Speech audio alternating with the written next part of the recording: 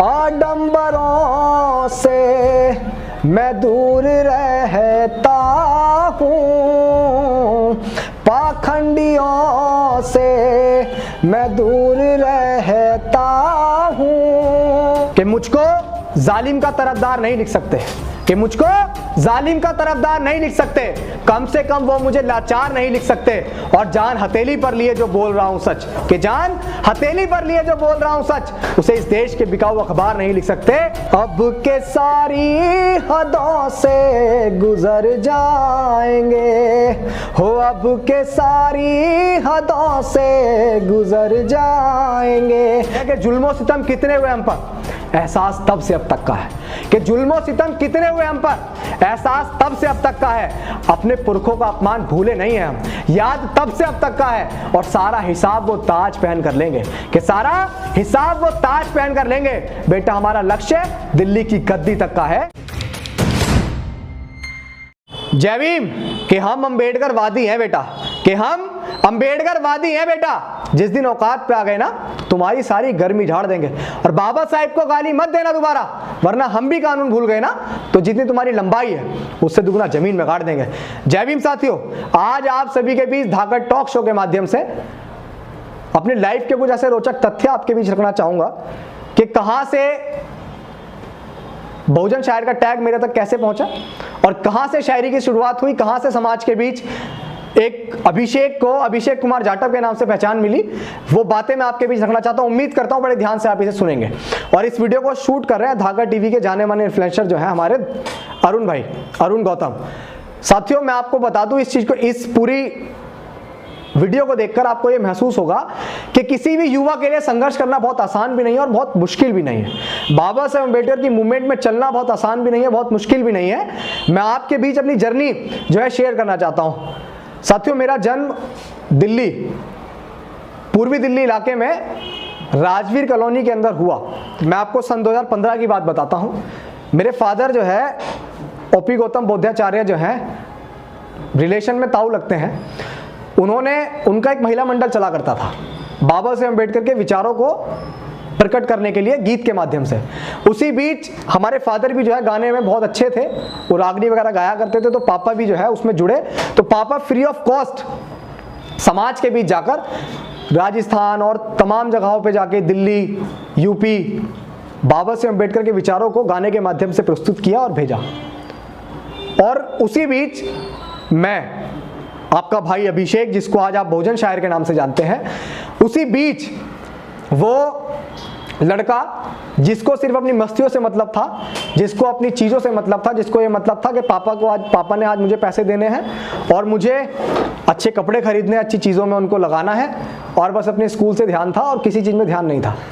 एक दिन मैं पापा के साथ जो है पापा के प्रोग्राम में चला गया, ज़बरदस्ती जिद करके प्रोग्राम में गया, पीछे बैठा रहा, बहुत सारी चीज़ें मैंने सुनी, बहुत सारे गाने मैंने सुने। आप यकीन मानिए वो दिन था सन 2015 या 16 का दिन रहा होगा जब मूवमेंट में एंट्री करी।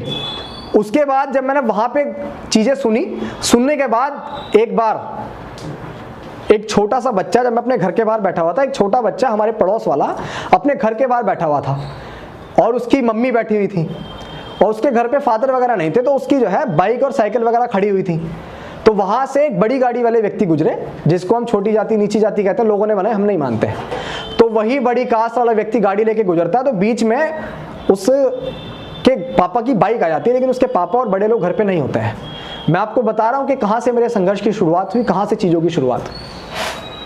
मैं भी अपने घर के बाहर खेल रहा था, उम्र 14-15 साल थी, बाहर खेल रहा था। मैंने देखा गाड़ी गुजर रही है, गुजरने के बाद जब वो गाड़ी बीच में रुक गई तो उसने बोला ये बाइक किसकी है, इसको हटाओ यहाँ से। तो उस औरत ने बोला कि ये चाबी लाके मैं आपको दे रही हूँ, ये आप हटा लीजिए क्योंकि मेरे घर पे कोई है नहीं। उस व्यक्ति ने जाति सूचक शब्द कहकर उस गाड़ी में लात मारी। और वही बात मैंने जाकर शाम को जब मेरे फादर घर आए, मैंने फादर से पूछा, तो फादर ने बताया कि बेटा ये सारी चीज़ें ऐसे हैं, ऐसे हैं, ऐसे हैं। मैंने जब बताया तो पापा ने मुझे बताया कि जातिवाद जो है वो इस देश में चरम पे, और इसके लिए बाबा साहेब अम्बेडकर ने बहुत संघर्ष किया और उन्होंने ही आज जो हमारे लिए जो भी हम कुछ है वो सब बाबा साहेब ने किया। तब मैंने पापा से सारी चीज़ें पूछी। देखिए, बहुजन साहित्य के बारे में सच्चाई बताऊं, मैंने ज़्यादा नहीं पढ़ा है। बाबा साहेब अम्बेडकर को भी मैंने ज़्यादा नहीं पढ़ा है किताबों में, लेकिन जितना भी मैंने समझा है, जितना भी मैंने पढ़ा है, वो मेरे फादर ने मुझे समझाया। और आज बहुजन मूवमेंट में मैं जो भी कुछ हूँ वो देन मेरे फादर की है, क्योंकि मेरे फादर अगर उस समय मेरे बहुजन मूवमेंट के बारे में मुझे नहीं बताते या बाबा साहेब अम्बेडकर के बारे में मुझे नहीं बताते तो मुझे नहीं पता लग पाता। उसके बाद टिकटॉक आया, जिसकी वजह से, जिस पे आपने सबसे पहले मुझे देखा होगा। टिकटॉक आया। टिकटॉक पे क्या था कि नॉर्मली जो सब लोग वीडियो बनाते हैं वही नॉर्मल वीडियो हम भी बना रहे थे, हंसने की, कूदने की, नाचने की। तो 21 से 22 फॉलोवर रहे होंगे। तो जब हम टिकटॉक पे स्क्रॉल करते थे तो स्क्रॉल करते करते बहुत सारे जाटव के गाने, वाल्मीकि के गाने, चीज़ों के गाने, तो मैंने वही बात पापा से आके फिर पूछी। तो पापा ने बताया कि बेटा यही तो बात है कि हम लोग जातियों में बटे हुए हैं। तो फिर उसके बाद मैंने बाबा साहेब अम्बेडकर के लिए शायरी बनाना शुरू किया।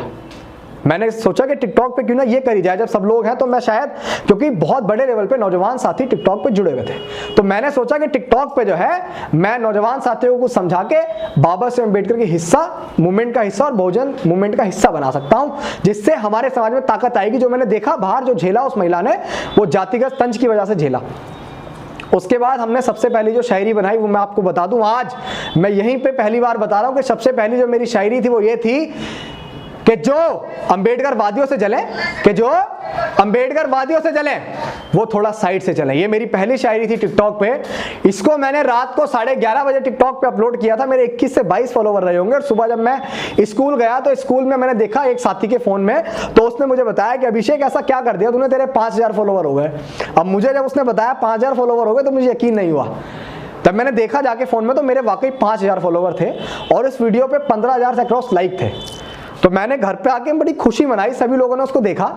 तो उसके बाद से आप यकीन मानिए फिर मैंने जगह जगह से जो है बाबा साहेब अम्बेडकर को थोड़ा बहुत जानना शुरू किया। पापा से पूछा, मेरे पापा बहुत अच्छे लेखक हैं, बहुत अच्छे कवि भी हैं, बहुत अच्छे गायकार भी हैं। फिर उनकी जो डायरी थी जो लिखते थे वो, उस डायरी में से मैंने चीज़ों को नोट किया और लिखने का हमें भी बचपन से शौक रहा, तो उसको मैंने शायरी के माध्यम में ढालना शुरू किया। जब उसको शायरी के माध्यम में ढालना शुरू किया, जब शायरी हमने बनाना शुरू करी तो वो 5,000, 50,000 में कब बदल गए, 1 लाख और 2 लाख में कब बदल गए मुझे नहीं पता लगा। रातों रात समाज मुझे जानने पहचानने लग गया। 6 महीने के अंदर मैंने 2 लाख फॉलोवर, मैं उसको परिवार कहूँगा, फॉलोवर कहना मुझे अच्छा नहीं लगता, 2 लाख फॉलोवर हमने टिकटॉक पे अपने बना लिए। समाज के बीच अच्छी पहचान हुई। उसके बाद 26 अलीपुर रोड 6 दिसंबर को हम लोग एक प्रोग्राम ऑर्गेनाइज था, वहाँ हम गए थे। तो जब 6 दिसंबर को मैं वहाँ पहुँचा तो वहाँ क्या हुआ कि जैसे ही मैंने गाड़ी से उतरा और उतरने का तो वहाँ पहुँचा तो आप देखिए युवा जो है ना, नौजवान साथियों की वो भीड़ लग गई और उन्होंने ये लगाना शुरू कर दिया, अभिषेक जाटव आ गया, अभिषेक जाटव आ गया, और लोगों ने मेरे साथ फोटो सेल्फी लेना शुरू कर दिया। उस समय मैं अपने आप को बहुत ज़्यादा गौरवान्वित महसूस कर रहा था। मुझे बहुत हंसी भी आ रही थी। मेरे साथ जो लड़के थे, जो साथी थे मेरे साथ, उन साथियों को उस भीड़ को हटाना पड़ रहा था। इस तरह से भीड़ जो है वो वहाँ जुड़ गई। किसी के लिए भी संघर्ष करना बहुत मुश्किल भी नहीं है, बहुत आसान भी नहीं है। बहुजन युवाओं से कहना चाहूंगा कि जातियों में मत बटो यार, एकजुट हो जाओ। SC ST OBC माइनॉरिटी मिल बहुजन समाज बन जाओ और बाबा साहेब के 3 मंत्र, शिक्षित संगठित संघर्ष को अपनाकर इस देश के हुक्मरान बन जाओ, इस देश के हुक्मरान बन जाओ। मैं ये बात क्यों कह रहा हूं? क्योंकि SC ST OBC माइनॉरिटी वही समाज है जो आज शोषण का शिकार है, जिसके साथ आज जातिगत भेदभाव हो रहा है, तंज हो रहा है। इसी की वजह से ये बात हमने कही और शायरी के माध्यम से तमाम बातें हमने कही। समाज के दर्द को जब समझा तो महसूस हुआ कि वाकई बहुत ज़्यादा गफलत में हम चीज़ें हैं। तो एक नज्म के माध्यम से कहूँगा कि कैसे मैंने अपने जीवन को बदला। आडंबरों से मैं दूर रहता हूँ, पाखंडियों से मैं दूर रहता हूँ। हो जिसने हमको दिया आज़ादी, हो जिसने हमको दिया आज़ादी, मैं उन अम्बेडकर को बाप कहता हूँ, मैं उन अम्बेडकर को बाप कहता हूँ। मैं ये बात क्यों कह रहा हूँ? देखिए, जब तक आप बाबा साहेब के मूवमेंट का हिस्सा नहीं बनेंगे और पाखंडवाद में और अंधविश्वास में जड़े रहेंगे, यकीन मानिए आपको गुलामी मिलेगी, मान सम्मान स्वाभिमान की जिंदगी नसीब नहीं होगी। ये सारी चीजें लगातार आपको शायरी के माध्यम से भी हम बताते आ रहे हैं। एक और बात कहूंगा कि सोच मेरी ऊंची और इतिहास में गहरा रखता हूं, कि सोच मेरी ऊंची और इतिहास में गहरा रखता हूं, इसीलिए एरो गैरो से नहीं अपने बाबा साहेब अम्बेडकर से मतलब रखता हूं, बाबा साहेब अम्बेडकर से मतलब रखता हूं कि हम अम्बेडकरवादी हैं बेटा, कि हम अम्बेडकरवादी हैं बेटा। हमें माचिस की तिल्ली नहीं चाहिए दुश्मनों को जलाने के लिए। हमारे मुंह से निकला एक शब्द ही काफी है, हमारे मुंह से निकला एक शब्द ही काफी है। हमारे दुश्मन जो है वो मानो शतरंज के खेल में प्यादे हैं, कि हमारे दुश्मन जो है वो मानो शतरंज के खेल में प्यादे हैं। और अम्बेडकर वादियों का उसूल है बेटा कि वो प्यादे और चमचों से बात नहीं करते। और जो दर्द हमारे महापुरुषों ने, हमारे बड़ों ने और हमारे बुजुर्गों ने जो झेला, वो हम कभी भूले नहीं और ना भूलेंगे, और उसका हिसाब जो है सारा लिया जाएगा। उसी पे ये शायरी है कि जुल्मो सितम कितने हुए हम पर, एहसास तब से अब तक का है। कि जुल्मो सितम कितने हुए हम पर, एहसास तब से अब तक का है।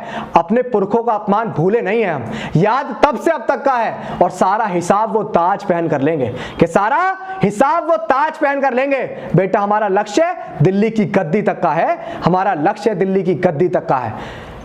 एक और कविता जो है वो मैं आपके बीच नज्म सुना दूं। नज्म इस तरह है कि बहुजन समाज आज किसी भी रूप में पीछे नहीं है, किसी भी तरह से पीछे नहीं है। कि अब बहुजन किसी से न कम साथियों, कि अब बहुजन किसी से न कम साथियों, हो भारतीय संविधान से है ये दम साथियों। जिसकी तस्वीर से लोग डरते यहाँ, हो जिसकी तस्वीर से लोग डरते यहाँ, उन बाबा साहब के बच्चे हैं हम साथियों। हो बाबा साहब के बच्चे हैं हम साथियों। मैंने ये बात क्यों कही कि बहुजन समाज आज किसी भी रूप में पीछे नहीं है, क्योंकि बहुजन समाज से आने वाला व्यक्ति आज IAS भी है, IPS भी है, PCs भी है, जज, डॉक्टर, बैरिस्टर, कलेक्टर भी है, जो बहुजन समाज के लिए एक सपना था, एक ख्वाब था। आज वो ख्वाब बहुजनों ने पूरा किया। और जो अगली बात मैंने कही कि अब बहुजन किसी से कम नहीं, वो ये भी कही क्योंकि आज हमारे समाज से आने वाला व्यक्ति CM भी है, और इस देश का महामहिम राष्ट्रपति भी है, MP MLA भी है, नगर आयुक्त भी है। हमारे समाज से आने वाले व्यक्ति आज सब कुछ है। और ये बात मैंने क्यों कही कि जिनकी तस्वीर से लोग डरते हैं यहाँ, उन बाबा साहेब अम्बेडकर के बच्चे हैं हम। क्योंकि ये बात मैंने क्यों कही, क्योंकि आपने कभी भी देखा होगा, बड़े लेवल पे होता भी है कि बाबा साहेब अम्बेडकर की मूर्तियां जहां लगी होती हैं, अगर वो जाले से नहीं ढकी हुई तो असामाजिक तत्व जो है उन्हें तोड़ने का काम करते हैं। तो इससे महसूस होता है कि वो लोग आज भी उस विचारधारा से डरते हैं जिस विचारधारा ने इस देश में इतना बड़ा परिवर्तन किया, कि जिस समाज के गले में हांडी और पीछे झाड़ू हुआ करती थी, उस समाज से आने वाला व्यक्ति आज बड़े गर्व से मूंछों में जो है ताव लगाते हुए आज अपनी बात को बड़े बड़े अच्छी जगह पर कहता है, बहुत अच्छी अच्छी जगह पे जाके कपड़े पहनने का काम करता है, और उनके दरवाजों से मोटरसाइकिल, बड़ी बड़ी गाड़ियां लेकर गुजरता है। तो उन लोगों के पेट में दर्द होता है जिन्होंने कभी हमारे लोगों को खाट के सिरहाने पे बैठना पसंद नहीं किया। तो इसीलिए वो लोग बाबा साहेब अम्बेडकर की मूर्तियों को नहीं तोड़ते हैं, वो तोड़ते हैं उस विचार को, वो तोड़ते हैं उस विचार को जिस विचार ने इस देश में वो महिलाएं जिसको सिर्फ पैर की जूती समझा जाता था, वो महिला जिसको सिर्फ घरों में चौका बर्तन करने के लिए रखा जाता था, उन महिलाओं को बाबा साहेब अम्बेडकर ने मान सम्मान स्वाभिमान की जिंदगी भारतीय संविधान के अंदर दी। उन लोगों को आज दर्द होता है, उनके पेट में दर्द होता है कि वो महिलाएं आज गर्व से उनके सामने खड़े होकर, अगर वो महिला पुलिस है तो उनके घर में घुसने का काम करती है, अगर वो महिला डॉक्टर है तो उनको देखने का काम करती है, अगर वो महिला कोई भी अधिकारी है तो उनके सामने उन्हें हाथ जोड़कर निवेदन करना पड़ता है कि हमारे इस काम को कर दीजिए। जो लोग हमेशा महिलाओं को पैर की जूती समझते थे। इसीलिए मैं सबसे कहना चाहूंगा, कुछ लोग ये कहते हैं कि बाबा साहेब अम्बेडकर ने सिर्फ एक ही जाति के लिए काम किया, तो मैं भी ये कहना चाहूंगा कि महिलाएं किसी भी एक जाति या वर्ग की महिलाएं नहीं होती, महिलाएं सभी में होती हैं। और महिलाओं के साथ जो इतना बड़ा परिवर्तन हुआ वो बाबा साहेब अम्बेडकर के कॉन्स्टिट्यूशन की वजह से हुआ। बाबा साहेब अम्बेडकर ने कानून मंत्री के पद से इस्तीफा भी दिया तो सिर्फ महिलाओं के अधिकारों के लिए दिया, क्योंकि वो हिंदू कोड बिल लागू करना चाहते थे। वो हिंदू कोड बिल जिसमें हजारों सालों से जिन महिलाओं के साथ सती प्रथा जैसी चीजें होती आई, जिन महिलाओं के साथ ये चीजें हुई कि अगर उसका पति मर जाता है तो उसे भी जिंदा उस चिता में जल जाना पड़ता था। जब बाबा साहेब अम्बेडकर की उस बात को पास नहीं किया गया तो बाबा साहेब अम्बेडकर ने उस कानून मंत्री के पद से इस्तीफा देना लाजमी समझा। उन्होंने कि जिस पद पर रहकर मैं अपने लोगों का भला नहीं कर सकता, जिस पद पर रहकर मैं अपनी मनमानों की चीजें नहीं कर सकता, मुझे ऐसे पद पर रहने का कोई अधिकार नहीं है। और बाबा साहेब अम्बेडकर ने इससे इस्तीफा दे दिया। कुछ शायरियां मैं आपके बीच वो लेके आता हूं जिसकी वजह से बहुत ज्यादा फेमस हुआ और लोगों ने देखा और प्यार दिया। उसको बताऊंगा कि जिन लोगों ने अपनी वीरता के झूठे किस्से सुना रखे हैं, जय भीम के कुछ लोगों ने अपनी वीरता के किस्से सुना रखे हैं। बात छोटी थी, बड़ा चढ़ाकर बता रखे हैं। अरे इतिहास पढ़ना है तो भीमा कोरे गांव का पढ़ लो यारो, कि इतिहास पढ़ना है वीरता का तो भीमा कोरे गांव का पढ़ लो यारो। हम 528,000 मार के गिरा रखे हैं, हम 528,000 मार के गिरा रखे हैं। कुछ लोगों ने कहा कि तुम्हारे लोग कब के बहादुर हुए थे, कि किसी ने मुझसे बोला कि तुम्हारे लोग कब के बहादुर हुए थे। मैंने कहा भीमा कोरे गांव में हमने भगा भगा के मारे थे, हम तब भी बहादुर थे, हम आज भी बहादुर हैं और हम हमेशा बहादुर रहेंगे। कि मुझको जालिम का तरफदार नहीं लिख सकते, कि मुझको जालिम का तरफदार नहीं लिख सकते, कम से कम वो मुझे लाचार नहीं लिख सकते। और जान हथेली पर लिए जो बोल रहा हूं सच, कि जान हथेली पर लिए जो बोल रहा हूं सच, उसे इस देश के बिकाऊ अखबार नहीं लिख सकते, उसे इस देश के बिकाऊ अखबार नहीं लिख सकते। मैं ये बात क्यों कह रहा हूं, क्योंकि आज इस देश में जो मेन स्ट्रीम मीडिया, जो सोशल मीडिया है, वो हमारी बातों को जनता तक नहीं पहुंचा रहा है, वो बिकाऊ है। मैं आपको बता दूं कि जब मैं स्कूल में था, 6th क्लास में गया, 5th क्लास तक हम लोग सरकारी स्कूल में एजुकेशन की है मैंने। जब मैं 5th क्लास में था तो 6th क्लास में जब हम पहुंचे तो जिस स्कूल में हम गए वहां पे मेरे फादर ने हमसे कहा था कि आपको जय भीम का नारा ही लगाना है, क्योंकि जय भीम का नारा कोई कट्टरपंथी नारा नहीं है, कोई धार्मिक नारा नहीं है। जय भीम का नारा है कि जिन्होंने इस देश का संविधान लिखा, जिन्होंने समानता की बात कही, जो इस देश में समता मूलक समाज की रचना करना चाहते थे, ये नारा उनका था। कि बताते हैं ना कि अध्यापक अपने बच्चों के साथ एक सा व्यवहार करता है, तो ऐसा बिल्कुल नहीं है। हमने भी अपने विद्यालय में बहुत सारी चीज़ें झेली है कि जब मैं मंच पे जय भीम बोलता था और नीचे उतरता था तो मुझसे बहुत सारे टीचर्स ये कहा करते थे कि अभिषेक इस मंच को जातिवाद में मत बांटो। लेकिन मैंने जब उस बात को आके घर अपने पापा से पूछा कि पापा मुझसे टीचर्स ने कहा, तो पापा ने कहा कि उनको जाके ये बोलना कि जिन्होंने इस देश का संविधान लिखा है, जो समतामूलक समाज का निर्माण चाहते थे, उनका नाम लेना अगर जातिवाद है तो मैं इस नाम को बार बार लूंगा। आप मुझे स्कूल के अंदर नहीं रोक सकते हैं, ना आप मुझे बाहर रोक सकते हैं। इस चीज़ को मैं हमेशा पहुंचाऊंगा। और यही हमेशा हुआ। जब मुझे अगली बार टीचर्स ने मुझे रोकने का प्रयास किया कि आप जय भीम मत बोलिए, तो यकीन मानिए मैंने टीचर्स को सिर्फ इतना जवाब दिया कि सर मैं आपको बता दूं कि मेरे पापा भी मुझे इस नारे को लगाने से नहीं रोक सकते हैं, तो आप तो फिर भी मेरे गुरु हैं, मुझे नहीं रोक सकते हैं। स्कूल में एक ऐसा भी चीज़ें रही कि किसी बच्चे को अगर अभिषेक से कोई काम निकलवाना था तो उसको जय भीम का नारा आके मुझसे लगाना पड़ता था। और उसके बाद हम लोग, ये मैं आपको बहुत रोचक बात बता रहा हूँ, स्कूल के अंदर एक ऐसा वाक्य हुआ कि किसी बच्चे को घर जाना था। प्रिंसिपल सर ने मुझे प्यार इस तरह का दिया हुआ था क्योंकि मैं एक इस तरह का बच्चा था कि मेरे ऊपर किसी तरह का दाग नहीं था, किसी तरह की चीज़ें नहीं थी। मैं स्कूल के अंदर एक तरह से एक पीटीआई नहीं होते हैं, पीटीआई जो स्कूल को थोड़ा सा संवारने का काम करते रहते हैं, मैं उस चीज़ में लगा रहता था। तो प्रिंसिपल सर ने मेरे ऊपर इतनी सारी चीज़ें छोड़ रखी थी कि मेरे से बच्चे परमिशन लेके घर भी चले जाते थे। तो जब बच्चों को किसी को ज़्यादा ज़रूरत होती थी ना, तो उन्हें लगता था कि अब घर जाना है, टीचर्स नहीं सुन रहे हैं, तो वो चाहे किसी भी जाति से हो, किसी भी वर्ण से हो, उनको लेना देना नहीं था। उन्हें ये था कि अगर अभिषेक से अपनी बात मनवानी तो जय भीम का नारा जाके लगाना पड़ेगा, उसके बाद जो है हमें छूट मिलेगी। तो क्लास के अंदर जब वो आते थे तो मुझसे बोलते थे कि अभिषेक भाई जय भीम। तो जब मैं बोलता था कि जय भीम बताओ क्या काम है, तो वो बोलते थे कि आज मुझे घर जाना है, मुझे काम है। तो उनकी एप्लीकेशन पे हम लोग जो है साइन किया करते थे और वो चले जाते थे। इसी के साथ आखिरी बात से मैं आप सबसे विदा चाहूंगा कि छोटी सी चिंगारी से पर एक नए परिवर्तन का आगाज हूं, कि छोटी सी चिंगारी से पर एक नए परिवर्तन का आगाज हूं। और मैं खामोश रहूं भी तो किस लिए, कि मैं खामोश रहूं भी तो किस लिए, बाबा साहेब अम्बेडकर की एक बुलंद आवाज हूं, बाबा साहेब अम्बेडकर के मिशन की एक बुलंद आवाज हूं। एक नज्म के साथ इस धाकड़ जो टॉक शो है इसका हम समापन करेंगे। अब के सारी हदों से गुजर जाएंगे हो, अब के सारी हदों से गुजर जाएंगे, मत समझना डराने से डर जाएंगे, मौत के नाम का खौफ देता है क्यों